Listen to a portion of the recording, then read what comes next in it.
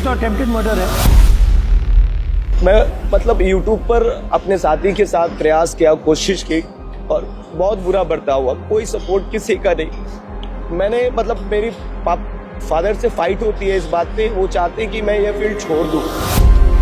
सबसे बड़ा चीज ये सर कि अति पिछड़ा समाज और माइनॉरिटी समाज में ये दोनों समाज को लड़ाने की कोशिश की जा रही है, जिससे सामाजिक न्याय भी कमजोर हो रहा है और सांप्रदायिकता भी बढ़ रहा है। तो दलित है, पिछड़ा है, उनके ऊपर झूठा मुकदमा कराकर सर जेल भिजवाते रहे हैं। यानी कि सर न्याय की कोई उम्मीद ही नहीं है। जहां हम लोग कहते हैं कि डेमोक्रेसी है, लेकिन डेमोक्रेसी नाम की कोई चीज नहीं है।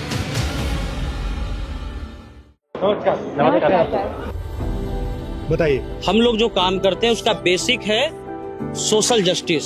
हम उसमें जो पॉइंट रखते हैं, यहाँ सब बैकवर्ड और माइनॉरिटी और दलित समाज के लोग हैं, और इसमें हम लोग ने एक ग्रुप बनाया है पूरे बिहार में। जहां भी कास्ट एट्रोसिटी होती है, जहां बच्चों के साथ बलात्कार होता है और एफआईआर नहीं होता है, तो हम उसको करते हैं। पीएमसीएच का मामला जो मुजफ्फरपुर का था, सर गए, उसको सबसे पहले हमारी टीम ने कवरेज किया। और एक सबसे बड़ा चीज ये सर कि अति पिछड़ा समाज और माइनॉरिटी समाज में ये दोनों समाज को लड़ाने की कोशिश की जा रही है, जिससे सामाजिक न्याय भी कमजोर हो रहा है और सांप्रदायिकता भी बढ़ रहा है। तो हम लोग की मेन लड़ाई यही है कि हर हाल में जो सोशल आप कितने हो बिहार में? हम टोटल अभी 52 लोग हैं सर। ये 52 लोग एक दूसरे के दोस्त हैं जी जी। या इनके बीच में भी लड़ाई होती है? नहीं, वो सामाजिक न्याय का जुड़ाव है। आपके आमदनी तो ठीक बनती है या नो सर? बट आपको फाइनेंशियली नहीं होता। मेरा नाम सुमन है, मैं खबर लहरिया आप अकेली लड़की हो? जी जी, खबर लहरिया न्यूज चैनल में एज ए सीनियर रिपोर्टर के रूप में काम करती हूँ। भारत का पहला ऐसा चैनल जो महिलाओं द्वारा प्रसारित किया जाता है। इसमें ऑल टोटल महिलाएं काम करती हैं। सारी महिलाएं? जी, इसमें पुरुष काम ही नहीं करते? से लगा करके पूरा मैनेजमेंट देखना, फाउंडिंग करना, सारा काम सिर्फ महिला ही। ये अच्छा आइडिया है। मेंटालिटी जो मुझे कवरेज करने में जो दिक्कत समझ आती है, वो काफ़ी चुनौतीपूर्ण रहता है कि आप एक सिंगल जो लड़की कवरेज करने के लिए निकलती है फील्ड पर, तो बहुत सारी चुनौतियाँ होती हैं। जैसे कि आप ऑटो पर मैं देखती हूँ कि लड़कियाँ नहीं रहती हैं, सिर्फ मुझे लड़कों के बीच में ट्रैवल करना होता है। गांधी मैदान में 9 बजे टोटल हर चीज़ बंद होती है। गांधी मैदान जैसी जगहों पर अगर फायरिंग हो जाती है, लोगों की डेथ हो जाती है, इतने बड़े उद्योगपतियों की अगर डेथ हो जाती है, तो वहाँ से भी अंदाज़ा लगा सकते हैं कि कैसा है। ये सब चीज़ें नोटिस है हमारी। सर मेरा नाम अमान मलिक है और हम बिहार के सबसे पिछड़े जिले से आते हैं जहाँ ट्रेन नहीं चलती है। पहली समस्या तो ये है हमारी। दूसरी समस्या ये है कि सर हम पटना यूनिवर्सिटी के मास कॉम के स्टूडेंट हैं, बैचलर डिग्री चल रहा है। यूट्यूब और फेसबुक एक इंडिपेंडेंट प्लेटफॉर्म है जहां हम अपनी बात रखते हैं, रख रहे हैं। आपको अजीब नहीं लगता? मुझे लगता है, पता नहीं आपको लगता है या नहीं, कि आज अगर हिंदुस्तान का एक राजनेता हिंदुस्तान के लोगों से कम्युनिकेट करना चाहता है तो उसे अमेरिकन चैनल यूज करना पड़ता है, या फेसबुक या यूट्यूब या इंस्टाग्राम या गूगल। मतलब ये हमारे नहीं है। जिस दिन ये आपको बंद करना चाहे ये बंद कर देंगे।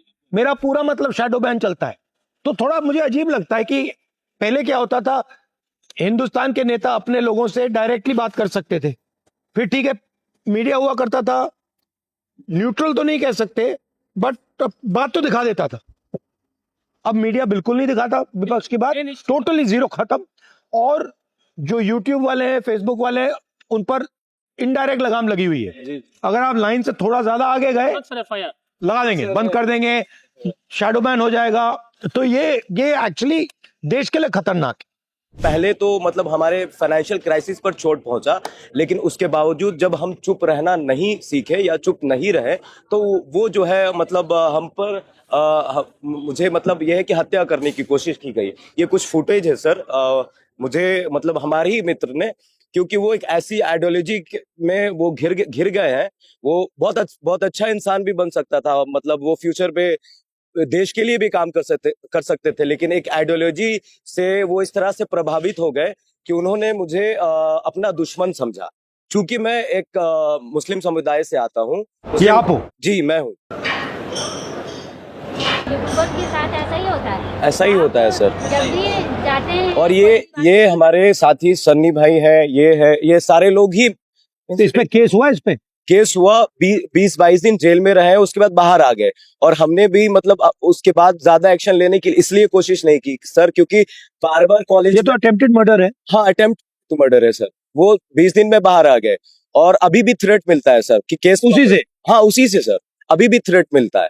और मुझे लगता है कहाँ का है ये? पटना यूनिवर्सिटी का मामला है सर, और ये पहला केस नहीं है, ये सिर्फ मेरे साथ, वहाँ स्टूडेंट के साथ भी होता है। मतलब बहुत बुरा बर्ताव होता है सर। मतलब हम लोग वो काम कर रहे हैं सर जहाँ पर मेन स्ट्रीम के लोग नहीं पहुंच पाते हैं, हम वहां पहुंचते हैं। कोविड में मेरी मम्मी एक्सपायर कर गई, तो मुझे ये इंस्पिरेशन मिला कि मुझे इस फील्ड में आना है, क्योंकि मैंने भेदभाव देखा कोविड के समय में सर। मैं क्लियर ये बोल रहा हूँ आपसे कि मैंने भेदभाव देखा, और वो भेदभाव किस आधार पे वो आप बेहतर जानते हैं, आपके सामने बैठे हैं। और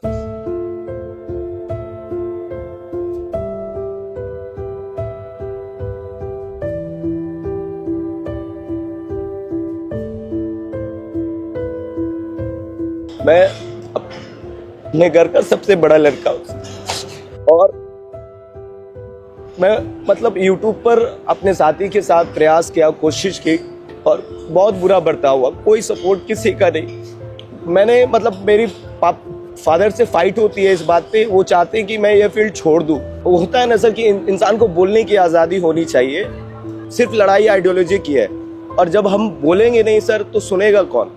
तो आइडियोलॉजी जिसकी आप बात कर रहे हो ये क्या है सर आपकी आइडियोलॉजी क्या है? सर मेरी आइडियोलॉजी है कि समाज में हर तबके को बराबरी की हिस्सेदारी मिले। हम सब जिस बैकग्राउंड से आते हैं ना सर, इन्हें बोलने नहीं दिया जाता था सर। यूनिवर्सिटी में इनके साथ रैगिंग होती थी, जात के आधार पर, धर्म के आधार पर। सर मेरी मम्मी सबके साथ हुआ? हाँ सर, मेजोरिटी में यही है सर। मेरा नाम रविकांत चौरसिया है सर, मैं बिहार के खगड़िया से हूँ। बोलता खगड़िया हमारा चैनल है, और मैं इंजीनियरिंग बैकग्राउंड से आया, उसके बावजूद जिस प्रकार से था कि समाज के अंतिम पंक्ति के खड़े लोगों की आवाज बन सकूं। पिछले 5-6 सालों से सर खगड़िया जो 7 नदियों से घिरा है, गरीबी है, और काफी सर जो है विस्थापित परिवार है। नदी के किनारे जो बसावट है, लोगों के घर कट चुके रहते हैं। इस तरीके की जो समाज की जो जनहित वाली जो समस्याएं हैं सर, वो मेन स्ट्रीम मीडिया में कभी नहीं दिखाती रही है, और ना ही दिखाते हैं लोग। हमने प्रयास किया कि एक छोटी सी शुरुआत की, और उसके बाद बहुत सारा लोगों का सर प्यार मिला। लेकिन जिस प्रकार से सर यातनाएं जो हम लोगों को मिलती रही है, जदयू के विधायक हैं डॉक्टर संजीव परवत्ता विधानसभा से सर, वो अनगिनत ऐसे जो है सामाजिक न्याय वाले लोग जो दलित हैं, पिछड़ा हैं, उनके ऊपर झूठा मुकदमा कराकर सर जेल भिजवाते रहे हैं। और अगर वो पीड़ित परिवार हमारे पास आकर के अगर अपनी बात को रखना चाहे, और अगर हमने उनके वीडियोस को चलाया, उसके बाद सर वो धोखे से मुझे बुला करके अपने आवास पर उन्होंने हमारे साथ बहुत मारपीट की सर। किसी तरीके से हम वहाँ से सर जान बचा करके निकले। जब हमने थाने में FIR दर्ज कराई सर, हमारे केस फॉल्स हो गए, और उनके द्वारा हमारे ऊपर 2-2 फर्जी मुकदमे करा दिए गए। यानी कि सर न्याय की कोई उम्मीद ही नहीं है। जहां हम लोग कहते हैं कि डेमोक्रेसी है, लेकिन डेमोक्रेसी नाम की कोई चीज नहीं है। ऐसे करते हैं, ये अभी चल रहा है, यहाँ पे यात्रा चल रही है।